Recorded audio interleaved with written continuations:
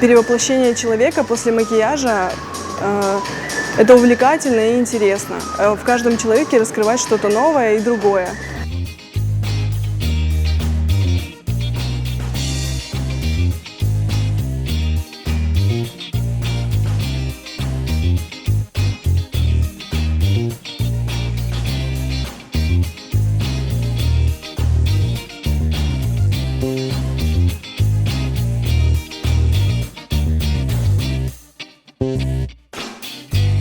Для визажиста очень важно это то, чем он работает.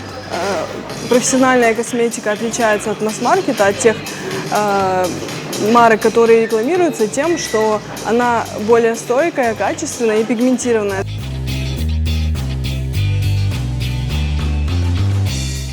Бывают макияжи нюд, бывают макияжи, девочки хотят перевоплотиться в актрис из кинофильмов.